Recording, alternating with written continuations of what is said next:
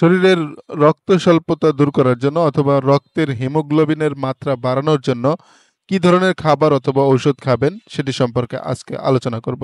আমাদের আলোচনায় আজকে রয়েছে মেলিফা 30 মিলিগ্রাম ক্যাপসুল। এটি কি, কেন, কিভাবে, কারা কতটুকু পরিমাণ সেবন করবেন ইত্যাদি সম্পর্কে জানাবো। আপনারা দেখছেন মেড রিভিউ, মানে মেডিসিন রিভিউ।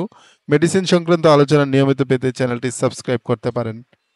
তো আজকে আমরা যে মেডিসিনটি সম্পর্কে আলোচনা করছি অলরেডি আমি বলেছি, সেটি হচ্ছে মেলিফা 30 মিলিগ্রাম। এটি সাধারণত মহিলাদের রক্ত স্বল্পতা অথবা পুরুষের ক্ষেত্রেও রক্ত স্বল্পতা অথবা রক্তের হিমোগ্লোবিনের মাত্রা বাড়ানোর জন্য বেশ কার্যকর একটি মেডিসিন।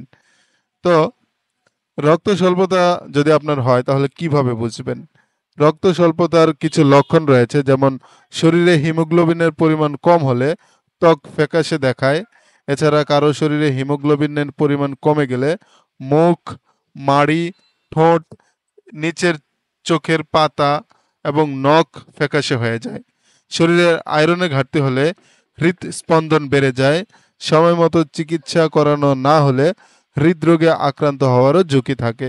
রক্তে হিমোগ্লোবিনের অভাবে কোষগুলিতে অক্সিজেন সরবরাহ কম হয়, ফলে ত্বক শুষ্ক হয়ে যায়, চুল পড়ে এবং নখ ভেঙে যাওয়ার মতো সমস্যা দেখা দেয়।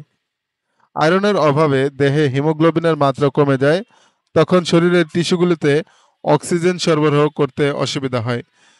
যখন পেশি পর্যাপ্ত পরিমাণে অক্সিজেন পায় না, তখন হাঁটতে বা অন্য কোনো কাজ করতেও ক্লান্ত লাগে।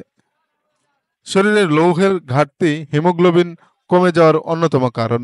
হিমোগ্লোবিন উৎপাদনে লোহা গুরুত্বপূর্ণ একটি উপাদান।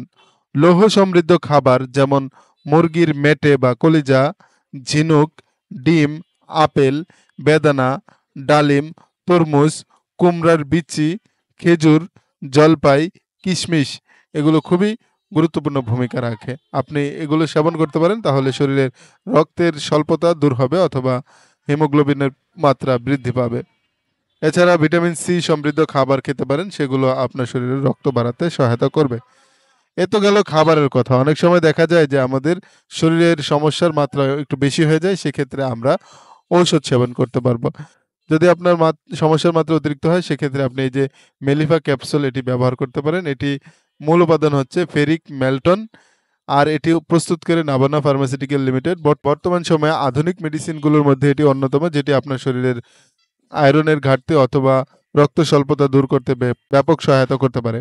এটি খাওয়ার নিয়ম হচ্ছে ফেরিক মেল্টন ক্যাপসুল মুখে গ্রহণ করতে হবে খালি পেটে এবং খাবারের অন্তত 1 ঘন্টা আগে অথবা 2 ঘন্টা পরে। এটি দিনে সর্বোচ্চ 2 বার খাওয়া যেতে পারে, এর বেশি খাওয়া ঠিক হবে না, অথবা একজন ডাক্তারের পরামর্শ অনুযায়ী আপনি সেবন করতে পারেন। কমপক্ষে 12 সপ্তাহ চিকিৎসা নিতে হবে বা এটা খেতে হবে।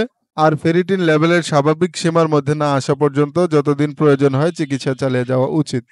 আর এটার পার্শ্ব প্রতিক্রিয়া বলতে, এটা খেলে আপনার পেট ফাঁপা হতে পারে, ডায়রিয়া, কোষ্ঠকাঠিন্য, মলের রং পরিবর্তন, পেট ব্যথা, বমি বমি ভাব এবং বমি হতে পারে। গর্ভাবস্থা এবং স্তন্যদানকালে এটি খাওয়া যাবে, তাতে শিশুর অথবা গর্ভের বোনের তেমন কোনো ক্ষতি হবে না বলে উল্লেখ করা হয়েছে। তো যে সকল মহিলাদের অতিরিক্ত মাসিকের কারণে অথবা গর্ভধারণের কারণে রক্ত স্বল্পতার দেখা দেয়, অথবা অন্য যে কোনো কারণে রক্ত স্বল্পতা অথবা আয়রনের ঘাটতি দেখা দিতে পারে, তারা এই আধুনিক প্রযুক্তির মেডিসিনটি খেতে পারেন, ইনশাল্লাহ ভালো ফল পাবেন। তবে অবশ্যই বলবো, আমি শুধুমাত্র এখানে ধারণা দেওয়ার চেষ্টা করেছি যে মেলিফা আসলে কিসের ঔষধ। আপনি অবশ্যই চিকিৎসা নেওয়ার পূর্বে একজন বিশেষজ্ঞ ডাক্তারের শরণাপন্ন হয়ে তিনি আপনাকে যে ঔষধ সাজেস্ট করবেন, তিনি আপনাকে যেই ডোজ নির্ধারণ করে দিবেন, সেই অনুপাতে ঔষধ খাবেন। ইনশাল্লাহ আপনি অচিরেই সুস্থ হয়ে উঠবেন। দেখা হবে আবারও নতুন কোনো ভিডিওতে। সেই প্রত্যাশায় বিদায় নিচ্ছি। ভালো থাকবেন। খোদা হাফেজ।